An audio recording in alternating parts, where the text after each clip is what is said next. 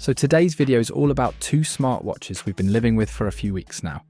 The Runmefit Watch 4 and the GTR 3.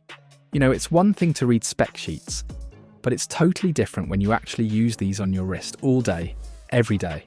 We've been running, walking, doing chores, and even sleeping with these on, so you're gonna get the real story here. Let's start with that satisfying moment. Yes, unboxing.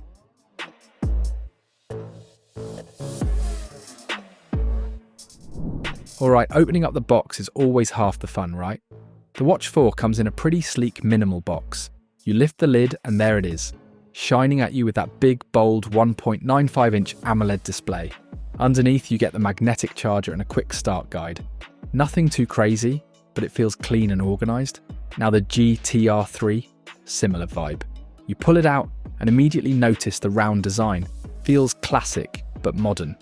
Underneath, same deal. Charger and manuals. Both of these watches come pretty much ready to go out of the box. You just slap them on, charge them up, and you're off. Okay, now that we've got them out, let's talk about living with these day to day. Starting with the Watch 4, it feels super light on the wrist. You barely notice it's there, which is great if you wear it 24/7. The large screen really pops, even outdoors. The AMOLED is bright and crisp, so you won't struggle checking your stats in sunlight. Switching to the GTR 3, this one has a more classic round look. That 1.43-inch AMOLED display still looks super sharp, just a bit more understated. If you're someone who likes your watch to look like, well, a watch, GTR 3 might feel more natural to you. Both have customizable watch faces, so you can match your vibe whether you're dressing up or hitting the gym. Okay, here's where things get interesting.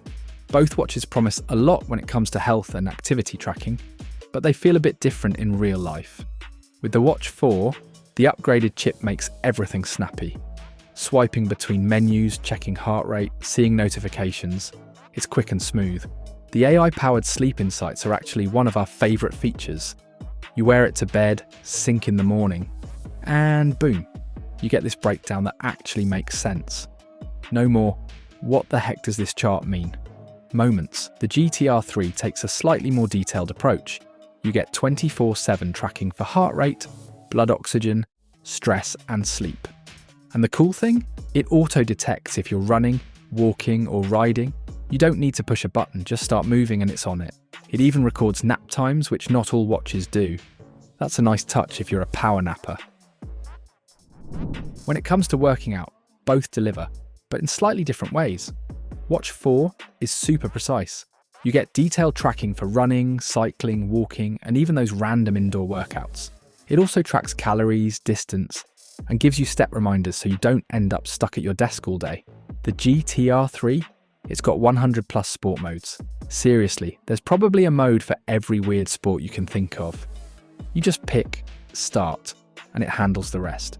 So if you're into switching things up between yoga, HIIT, or a casual hike, you'll probably appreciate that flexibility. And speaking of flexibility, GTR 3 gives you real-time notifications and even allows you to take calls via Bluetooth. Handy when you're out for a run and don't feel like fishing out your phone. Battery life is a huge deal, right? You don't want to be that person constantly hunting for a charger. Watch 4 claims up to 15 days for daily use, 8 days if you're heavy on workouts and GPS, and around 45 days on standby. In our experience, pretty close. Even with daily workouts and constant notifications, we got around 9 to 10 days before needing a recharge. Not bad at all. The GTR 3 is in the same ballpark, boasting about 7 to 15 days of use, depending on how hardcore you are, and up to 45 days standby. We managed about 11 days with moderate activity tracking and notifications on. So overall, both watches can easily handle a week or more. No battery anxiety here. Both watches are comfy, but in slightly different ways. Watch 4 feels lighter and almost disappears on your wrist. Great for sleep tracking. You won't feel like you have a brick strapped to you. GTR 3 has a slightly more solid build. It feels a bit more watch-like, which some folks might actually prefer. If you like feeling that there's something there, this one might be your pick. Both are waterproof enough to handle rain, sweat, and casual swims, so no worries about taking them off during everyday life.